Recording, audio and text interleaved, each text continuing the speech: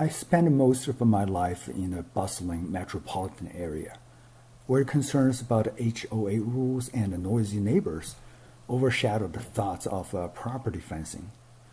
But since moving to a semi-rural area, fencing has become a priority. Dogs need space to roam, chickens need protection from wildlife, and gardens need safeguarding. Today, I'll share my experience of installing a DIY T-post fence using the Titan post driver. Delving into the world of fencing, I discovered it's far more complex than I ever imagined. First, you need to have a clear purpose for the fence. Then you pick a material. Is it wood, metal, vinyl, or what else? Kidding or not, there are actually international fence building competitions in the world. With the questions about the materials, the height, the purpose swirling in my mind, I opted for the most economic choice, a T-post fence with welded wire. My next task is to choose a post driver. Since I no longer have a 20-year-old back and shoulders, the manual T-post pounder is promptly ruled out.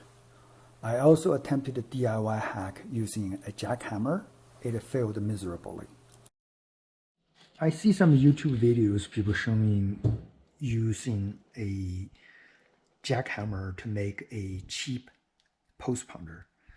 Being a DIY guy myself, that's the first thing I tried. I ordered a cheap jackhammer from Amazon. Then I cut the bit off. One of the bits, I cut it off. Then I got a tube and welded on a plate like this, made it a cup. And I weld this bit onto the tube. And the idea is you put it into the jackhammer.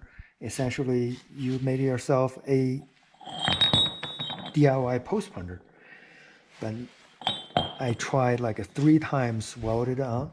Whenever I try to pound the post, this bit will just break off. So, as you can tell, my welding skill is really questionable, and you can see it's cold. Although there's some penetrations, and also on this side, if you think it's cold, it burned the bit. The bit is got burned. I can't turn it hotter. I don't know what I'm doing wrong, but I give up on this idea. After researching powered post drivers, I invested in the Titan PGD3875 for its reliability. Despite its weight, I found a workaround using a step ladder for better control during operation. For the materials, first I repurposed some old metal fence and a no-climb fence wire. For the new materials, I picked up the 6.5 feet T-post and 5 feet tall welded fence wire from Tractor Supply. The 6.5 foot T-post allows me to drive 1.5 foot into the ground, which is sufficient for a dog fence. Keep in mind, all of these decisions are based on a fence for dogs, not for deers. You will see why later in the video. Oh well, take a look at what happened here. So, some animal obviously is so strong, came out that way, charged here. See the fence? Talking about welded fence is not as strong. See here, totally broke this, almost broke this through. What really baffled me is, how could an animal that be that strong? You see, this is steel fence post. It's bended off, like a 70, 80 degrees. How could that happen? It really baffles me. I can only think probably a group of deer charging this way together. They didn't see the fence and just busted into it. I can't imagine coyote or mountain lions, or even coyote and mountain lions would not be that stupid. I can only think of it's a group of deers, or potentially javelina is possible, but it has to be deers. Jesus, this is incredible. So I have to do something. I think I'm gonna put a bunch of branches over there so can slow them down when they come here. They don't just charge along. And also put another post here.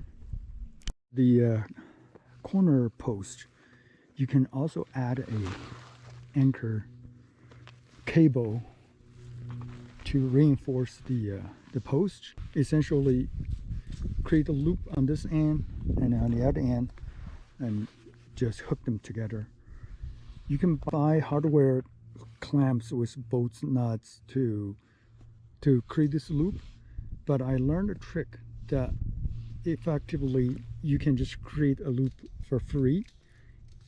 How to create the loop without any hardware. So you untie your cable, you strip out like 3 strands. I got 2 here, just need another one. And cables, I believe, always come with 5 or 7 or something strands. So in this case, let's see here. All right, so you get 3 strands out of here.